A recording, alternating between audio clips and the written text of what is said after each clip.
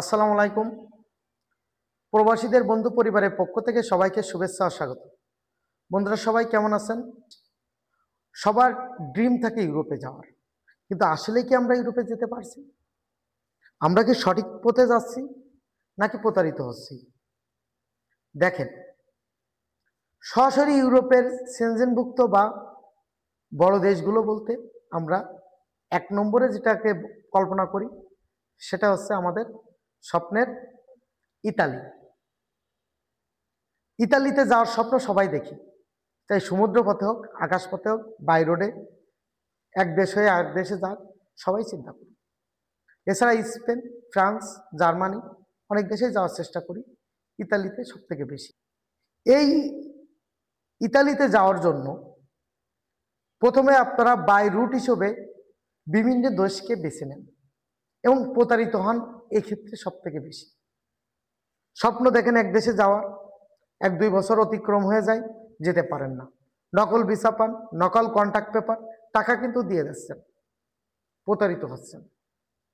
অবশ্যই এক্ষেত্রে তাদের সাথে একটা ডিট করবেন এবং চিন্তা করবেন যে আপনি যার সাথে কন্ট্যাক্ট করতেছেন অ্যাকচুয়ালি তার বিদেশে লোক পাঠানোর অধিকার আছে কিনা বা সে সঠিক পারসন কিনা।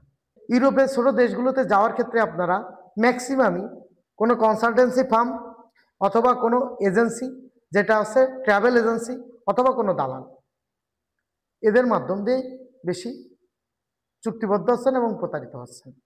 তো আরএলধারী রিক্রুটিং এজেন্সি, আমি অন্যান্য ভিডিওতে বলেছি, বিদেশে লোক পাঠানোর ক্ষেত্রে, ওয়ার্ক পারমিটে লোক পাঠানোর ক্ষেত্রে বা জব ভিসায় লোক পাঠানোর ক্ষেত্রে যাদের রাইটস সরকার দিয়েছে সেটা আছে আরএলধারী বৈধ রিক্রুটিং এজেন্সি। কিন্তু ম্যাক্সিমাম আপনারা ইউরোপের এই ছোট দেশগুলোতে যাওয়ার জন্য ট্রাভেল এজেন্সি যারা বিমানের টিকিট কেটে দেবে তাদের সাথে কন্ট্যাক্ট করতেছেন, না হলে কোনো কনসালটেন্সি ফার্মের সাথে, না হলে কোনো দালাল বা ভায়া মাধ্যম দিয়ে। ফলে আপনারা অহরহ প্রতারিত হচ্ছেন। তো দয়া করে আপনারা যাওয়ার ক্ষেত্রে যে দেশে যাচ্ছেন লেনদেন করার পূর্বে অবশ্যই তাদের সাথে লিখিত নিয়ে দেন, তাদের কোনো ব্যাংক অ্যাকাউন্ট থাকলে সেই অ্যাকাউন্ট ব্যতীত কোনো ক্যাশ টাকা দিবেন না। এবং এর সংক্রান্ত আমার অনেকগুলো ভিডিও আছে, চাইলে আপনারা সেই ভিডিওগুলো দেখে নিতে পারেন। এই দেশটা আমাদের সবার। বাংলাদেশ সরকার বিদেশে লোক যাওয়ার জন্য অনেকগুলো সুযোগ নিশ্চিত করেছে, অনেকগুলো দেশে আজ আপনারা বিনা পয়সায় যেতে পারছেন। বাংলাদেশ সরকার আপনাদের ওইপি প্ল্যাটফর্ম দিয়েছে, যার মাধ্যমে রেজিস্ট্রেশন করে আপনি এমপ্লয়, আপনি যে নিয়োগকর্তা অর্থাৎ এমপ্লয় নিয়োগকর্তা, আপনি সরকার এবং এজেন্সি, এটা সমন্বয় ঘটতেছে এবং এর মাধ্যম দিয়ে আপনি প্রতারিত হবেন না। সেখানে অনেকগুলো নিয়োগ আছে, সরকারি নিয়োগ আছে, আপনারা এগুলো ফলো করেন প্লিজ। এবং যদিও আপনি নিজের থেকে ভিসা নিয়ে আসেন, ছোট রাষ্ট্রগুলোতে যান, আমি বিনীত অনুরোধ করবো আমাদের দেশটাকে ছোট করবেন না। এই শ্রম বাজারটাকে আপনার জন্য কোনো কারণে ছোট না হয় বা এই শ্রম বাজারটা ক্ষতিগ্রস্ত না হয়, এদিকে খেয়াল রাখবেন। আজ আপনি মলদোভাতে যাচ্ছেন, ছোট ছোট রাষ্ট্রগুলোতে যাচ্ছেন, সাইপ্রাস, সার্বিয়া, কিরগিজস্তান বা অন্যান্য দেশে যাচ্ছেন, যে কি করতেছেন পরের দিনই ইতালির উদ্দেশ্যে পাড়ি দিচ্ছেন। এই ছোট রাষ্ট্রগুলোতেও যে সম্ভাবনা রয়েছে বা এই দেশে যে যাওয়া যায়, এই দেশগুলো কিন্তু আলটিমেটলি আমাদেরকে ভিসা দেওয়া বন্ধ করে দিচ্ছে। প্রতারিত হচ্ছে কিন্তু ম্যাক্সিমাম লোক, হয়রানি হচ্ছে। আমি বিনীত অনুরোধ করবো আপনারা কমপক্ষে 3টা মাস থাকবেন, বেটার হয় কমপক্ষে 1টা বছর সেখানে থাকবেন। তাহলে কি হবে জানেন, ওই কোম্পানিতে যে একটা অডিট আসে যে বাংলাদেশ থেকে এতজন শ্রমিক আসছিল, তারা কি অ্যাকচুয়ালি আছে কিনা বা তারা কি কাজ করতে বা সঠিকভাবে সঠিক প্রসেসে আছে কিনা। তো আলটিমেটলি ওই অডিটটা হওয়ার পরে ওই কোম্পানির আর কোনো রিস্ক থাকে না, প্লাস আপনিও সেফ, ওনারাও সেফ। কিন্তু তার আগে যদি আপনি পাড়ি দেন, ও অডিটে যখনই আসবে তখন কিন্তু আমাদের সম্পর্কে একটা নেগেটিভ ধারণা হবে। পরবর্তীতে এই দেশগুলোতে আমাদের কিন্তু আর যাওয়া সম্ভব হবে না বা শ্রম বাজার কিন্তু বন্ধ হয়ে যাবে। এবং এই কারণেই ইউরোপের ছোট দেশগুলোতে দেখবেন 1 থেকে 2 বছর ভিসা দেওয়ার পরে হঠাৎ বন্ধ, জাস্ট এই একটা কারণ।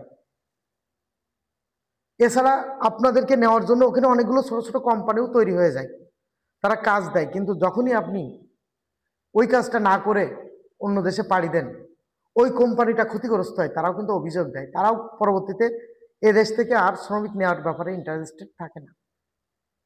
তো এই বিষয়টা আপনারা নিজের স্বার্থ থেকে দেশের স্বার্থকে আগে ধরে বাংলাদেশ সরকার আপনাদের জন্য যে সকল সুযোগ সুবিধা নিশ্চিত করতেছে, প্রবাসী কল্যাণ মন্ত্রণালয়, বিএমইটি, জেলা কর্মসংস্থান ও জনশক্তি অফিস, এর ছাড়া বিভিন্ন ট্রেনিং সেন্টারগুলো যে সকল পরামর্শ তথ্য আপনাদেরকে দিচ্ছে, আশা করি সেগুলো আপনারা শুনবেন, মানবেন এবং সঠিক পথে সঠিক পন্থা অবলম্বন করে নিজের ফিউচার গঠন করবেন।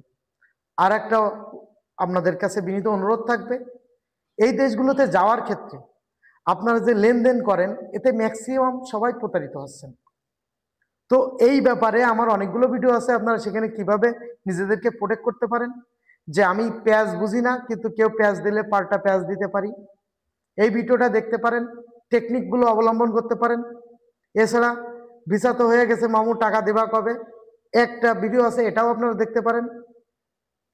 আবার যদি আরো অধিকতর আপনি আরো কিছু জানতে চান, তুমি বিদেশ যাওয়ার পূর্বে আমার কেন জলে, এই নামে একটা ভিডিও আছে, এটাও আপনারা দেখতে পারেন। এখানে অনেক কিছু জানতে পারবেন।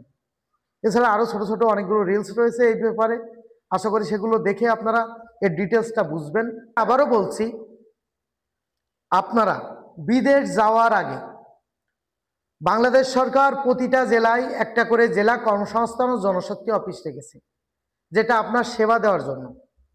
অ্যাটলিস্ট যে কোনো দেশে যাওয়ার পূর্বে এই অফিসে যে দেশে যেতে চাচ্ছেন সে দেশ সম্পর্কে বা যে এজেন্সি বা যার মাধ্যমে যেতে চাচ্ছেন তার সম্পর্কে ন্যূনতম তথ্য নেবেন। সামনে যদি কারোর কোনো ভিডিও লাগে, কোনো দেশ সম্পর্কে জানতে চান বা কোনো দেশের প্রসেস কিভাবে যাওয়া যায়, সহজ হয়ে কিভাবে আপনি একটা বাইন্ডিংয়ের ভিতর দিয়ে একজনকে যার মাধ্যম দিয়ে যাচ্ছেন তাকে কিভাবে আপনি আইনের আওতায় রেখে বা তার সিস্টেমে রেখে দেন আপনি সেফলি তার সাথে ডিল করতে পারেন, বিভিন্ন বিষয়ে তথ্য পরামর্শের জন্য সরাসরি আমাদের সঙ্গে যোগাযোগ করতে পারেন, আমাদেরকে হোয়াটসঅ্যাপ করতে পারেন, কমেন্টস করে জানাতে পারেন। আমি চেষ্টা করব আপনাদের সকল প্রশ্নের উত্তর দেওয়া। তো আমাদের সাথে থাকবেন, সবাই ভালো থাকবেন, সুস্থ থাকবেন। আসসালামু আলাইকুম।